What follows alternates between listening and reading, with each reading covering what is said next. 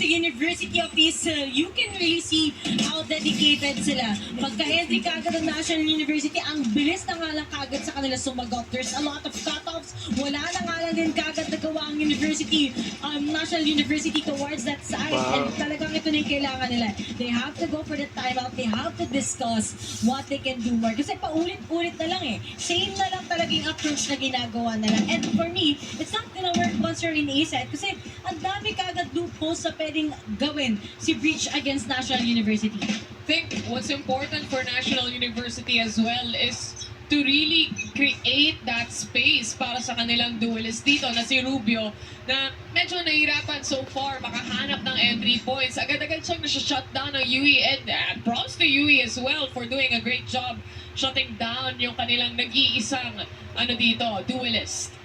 And talagang nakita nila yung VOD yesterday against National University, di ba? Talagang that De La Salle yung match. At ngayon, he's just so confident. Grabe. Talagang hindi na talaga siya nagpa-fail sa mga first skills. Alam na kagad na pwede niyang makapitas against National University, against NU. And now NU, once that one of them is gonna be manning down, one of them is going to be killed by another team, wala na talaga silang next decision making. Grabe din kasi yung supporting role dito ni Makapaar kung tutuusin. He's always alongside yung kanilang duelist dito, no? And allowing him to roam around the map, confident nga siya makahanap ng mga kills na yan. And then you have a Breach na kung sakaling worst comes to worst, makakatakas ka pa rin. It brings a lot of value right now for the side of University of the East. But for National 30 University, seconds left. one-man disadvantage pa lang naman to. It's still a doable round for them, but the smoke comes in. Andiyan na rin yung ating guided salvo. Parehas na team, naglabas na yan. Ang salit-salitang kill, 1-to-1 trade with Apolinario and Rubio successfully taking down one each. 13 seconds para ma-plant those spike! Nakita pa siya ni Makarapun doon.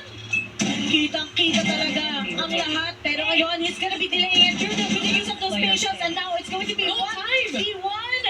Back time pa ba siya? Oh, wala. Just a single second. Hindi na kagad nangyari. That round goes to the UE pa. What a round coming in from Makarambon. Chaos ang dinala niya sa kamay ng National University dito. Not allowing them to plant the spike. Not only that, but killing very important players as well coming in from NU para talaga magulo o maiwasan nilang makapag-plant dito. It's a 4-2 so far for University of the East. When it comes to ultimates, medyo malayo-layo pa yung iba. Pero si Villa just one more orb away from that Armageddon as well. Kita ko talaga dito yung effort si Makarambon eh. At ngayon talaga, it's very aggressive. He has that operator already. Pero nga lang, with those traps setting up lang din ng National University, he's gonna be bailing out. Pero waiting pa rin siya kagad dito. Ang dami ng tinapon ng National University na utility. But the Guzman, will he actually see someone going right through? Oh no, he missed that vital information there. Oh no, indeed. Patience na naman muna.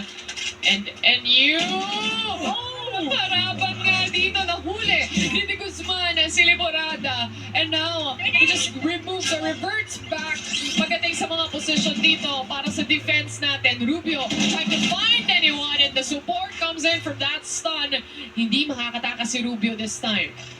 Oh, yung si Makarambon. The timing! Oh!